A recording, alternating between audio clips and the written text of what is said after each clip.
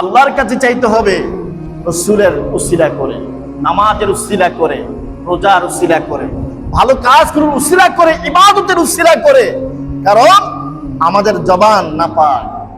আমরা সকাল থেকে ঘুম থেকে উঠে শুরু করে দেই মিথ্যা কথা বলা, ঘুম থেকে উঠে গীবত করা শুরু করে দেই, ঘুম থেকে উঠে মানুষের সাথে চগলখড়ি করা শুরু করে দেই, ঘুম থেকে উঠেই হারাম খাওয়া শুরু করে দেই, ঘুম থেকে উঠে আমাদের এই জবানটাকে যে জন্য আল্লাহ সৃষ্টি করেছেন সে কাজে না লাগাইয়া অন্য কাজের মধ্যে, খারাপ কাজের মধ্যে আমরা লিপ্ত করে দেই।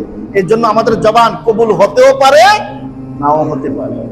এজন্য আমরা উসিলা তালাশ করি। কিসের?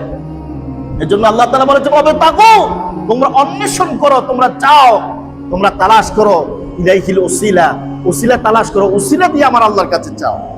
এজন্য আল্লাহর ওলিদের দরবারে আমরা গিয়ে চাই যে আল্লাহর ওলিদের উসিলা আল্লাহ তুমি আমাদেরকে কবুল করে নাও, তোমার মকবুল বান্দার উসিলা আমাদেরকে কবুল করে নাও, এই পবিত্র নামাজ জুমার নামাজের উসিলা আমাদের দোয়া কবুল করে নাও, হজের উসিলা আমাদের দোয়া কবুল করে নাও, সিয়ামের উসিলা আমাদের দোয়া কবুল করে নাও, যাকাতের উসিলা আমাদের দোয়া কবুল করে নাও, সদকার উসিলা আমাদের দোয়া কবুল করে নাও।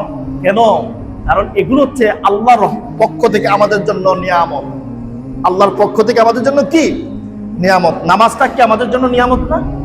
নামাজের উসিলা ধরে ধরে আমরা আল্লাহর কাছে তওবা করি, নামাজের উসিলা ধরে আল্লাহর কাছে গুনাহ মাফ চাই। এজন্য আমরা চাই কেন?